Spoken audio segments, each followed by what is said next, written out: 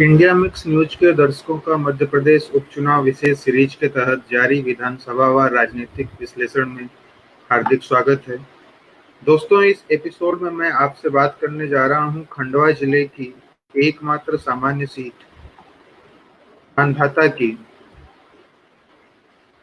यहां पर अरुण यादव के समर्थक नारायण सिंह पटेल के भाजपा में जाने के बाद उपचुनाव होने जा रहे हैं, जहां नारायण सिंह पटेल का सामना करेंगे पूर्व विधायक राजनारायण सिंह पूर्णी के पुत्र उत्तम पाल सिंह।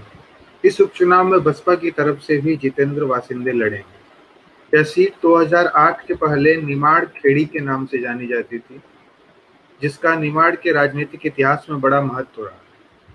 आइए अब हम इस सीट पर विभिन्न पहलुओं की चर्चा करते हैं। सबसे पहले हम इस सीट का राजनीतिक बैकग्राउंड समझने के लिए सीट के संक्षिप्त राजनीतिक इतिहास की बात करते हैं। यह सीट पारंपरिक रूप से भाजपा की सीट मानी जाती है। 1977 के बाद यहां हुए 10 मुख्य विधानसभा चुनावों में 6 बार भाजपा व 4 बार कांग्रेस अपना विधायक विधानसभा में भेजने में सफल हो पाई है। भाजपा व जनता पार्टी की ओर से रघुराज सिंह तोमर 4 बार व लोकेंद्र सिंह तोमर 2 बार विधायक रहे हैं। कांग्रेस की ओर से राजनारायण सिंह पूर्णी 3 बार तथा नारायण सिंह पटेल 1 बार पिछले चुनाव में ही चुन के विधायक बने हैं। वस्तुतः ओंकारेश्वर जैसे धार्मिक स्थान के होने व निमाड़ मुख्य निमाड़ क्षेत्र के रूप में जाने जाने की वजह से यहाँ संघ व सेवा भारती का अपना नेटवर्क है, जो हर चुनाव में भाजपा की सहायता करता है। यही कारण है कि यहाँ भाजपा का प्रभाव रहता है। आइए अब सीट के जातिगत तथा अन्य समीकरणों को समझने का प्रयास करते हैं। कुल 1.96 लाख मतदाताओं वाली इस विधानसभा में सबसे बड़ा मतदाता समूह आदिवासी समाज का है, जिसकी कुल संख्या लगभग 73,000, जिनमें गोंड, भील व भिलाला समाज के मतदाता शामिल हैं।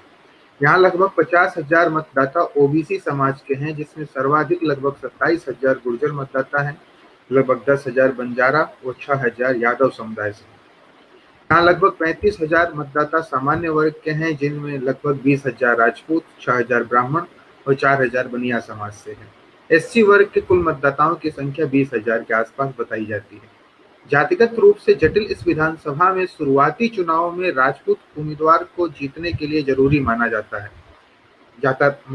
रहा है। यही कारण है कि नारायण सिंह पटेल के पहले के सभी विधायक हमने राजपूत जाति से ही यहाँ देखे हैं।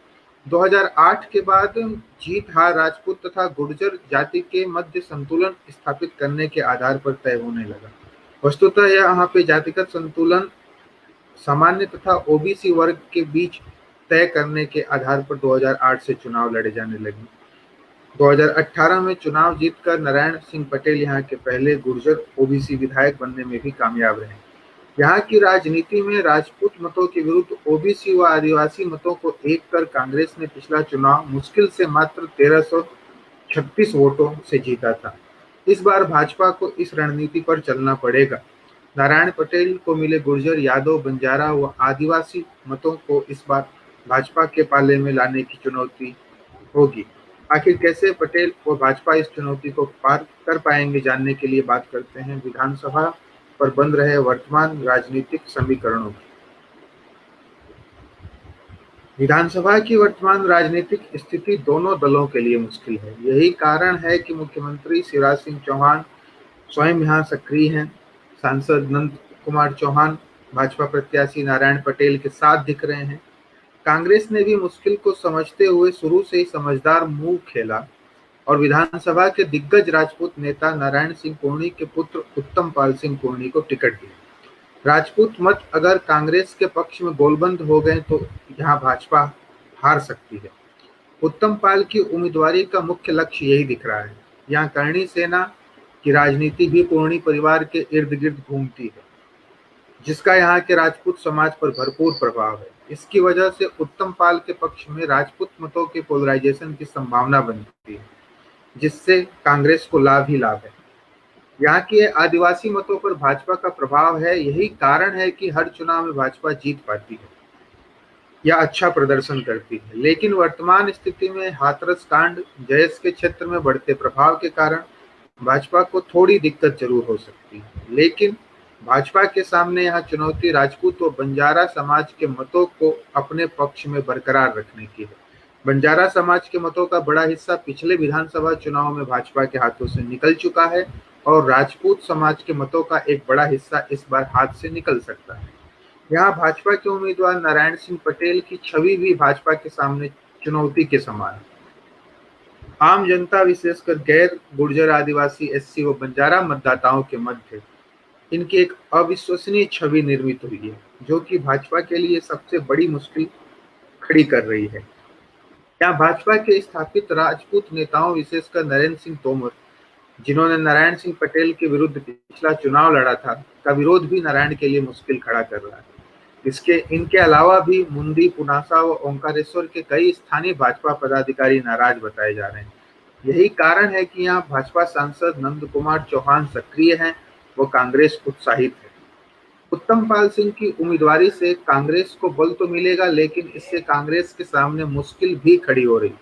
वो है गैर राजपूत विशेषकर आदिवासी व ओबीसी वर्ग को इनके पिता राजनारायण सिंह से नाराजगी। राजनारायण सिंह के जिस 4 दशकों के अनुभव का कांग्रेस को सहारा है, वही इतने लंबे राजनीतिक करियर में इन 2 प्रमुख मतदाता समुदायों की इस स्थायी नाराजगी का श्राप भी इसी 4 दशकों लंबे करियर नहीं दिया है, जिसकी रोचक कहानी है, जो कभी और सुनाऊंगा। स्थानीय भाजपा अगर इस कहानी का उपयोग विधानसभा में समझदारी से करे तो गुर्जर समाज के साथ बंजारा व आदिवासी तथा एससी वर्ग के एक बड़े मत वर्ग को अपने पाले में कर सकती है। विधानसभा की वर्तमान राजनीतिक स्थिति को देखकर यह कहा जा सकता है कि अगर यहाँ भाजपा व कांग्रेस के रणनीतिकार समझदारी से चुनाव लड़े तो पिछले चुनाव जैसा मुकाबला देखने को मिल सकता है। अन्यथा अगर यहाँ कांग्रेस मात्र राजनारायण सिंह, पूर्णी व अरुण यादव के भरोसे रही तो भाजपा अच्छे अंतर से भी जीत सकती है। आइए अब अंत में विधानसभा में चल रहे प्रमुख राजनीतिक मुद्दों की बात कर ली जाए। विधानसभा विकसित व विभिन्न संसाधनों से संपन्न है। यहाँ ओंकारेश्वर जैसे प्रमुख धार्मिक स्थल व हनुमंतिया जैसे पर्यटन के केंद्र हैं। इंदिरा सागर बांध, ओंकारेश्वर बांध जैसी बहुउद्देशीय परियोजनाएं हैं। Singaji super critical power plant. लेकिन इस विधानसभा में चुनौतियों की भी भरमार है। यहाँ आज भी आदिवासी क्षेत्रों में सड़क संपर्क व स्वास्थ्य की बेसिक सुविधा का कई जगहों पर अभाव है। एनएचडीसी व सिंगाजी प्लांट में स्थानीय लोगों को कम रोजगार मिलने की भी क्षेत्र में नाराजगी है। बेरोजगारी यहाँ आज भी आदिवासी क्षेत्रों में बड़ा मुद्दा है। बड़ी संख्या में लोग रोजगार के लिए महाराष्ट्र व राज्य के प्रमुख शहर इंदौर, भोपाल आदि आते हैं। यहाँ किसान कर्ज माफी को लेकर मिश्रित माहौल है। विधानसभा के कुछ हिस्सों में इसका कांग्रेस को जरूर थोड़ा लाभ मिलेगा, लेकिन यह कोई विशेष नहीं। यहाँ के किसान फसल बीमा योजना की राशि कम मिलने व बाढ़ के कारण नष्ट हुई फसल का मुआवजा अभी तक नहीं मिलने से थोड़े नाराज अवश्य हैं, लेकिन इससे भाजपा को कोई बड़ा नुकसान होता नहीं दिख रहा। यहाँ इंदिरा सागर, ओंकारेश्वर बांध व सरदार सरोवर योजना के कारण नर्मदा के किनारे निर्मित नए डूब क्षेत्रों के विस्थापन व पुनर्वास के साथ संपर्क के कार्य एक समस्या है।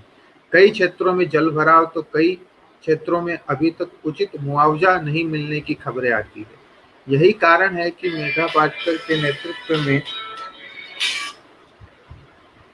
नर्मदा बचाओ आंदोलन यहाँ सक्रिय है।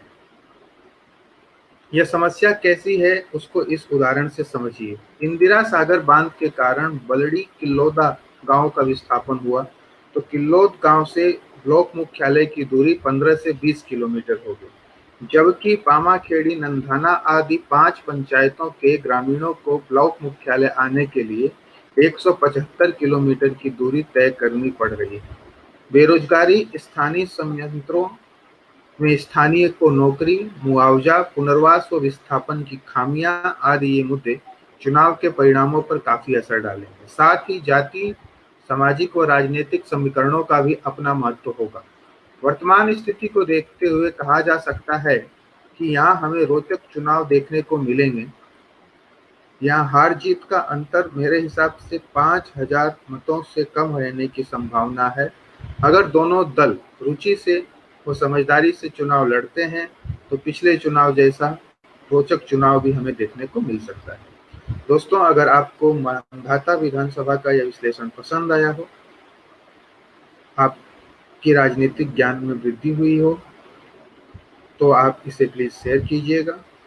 साथ ही मध्य प्रदेश चुनाव से जुड़े अन्य विश्लेषण तथा हमारे विभिन्न कार्यक्रमों के लिए हमारे फेसबुक पेज को लाइक कीजिए, यूट्यूब चैनल को सब्सक्राइब कीजिए और हमारी वेबसाइट www.indiamix.in को ज़रूर विजिट कीजिए। धन्यवाद, नमस्कार।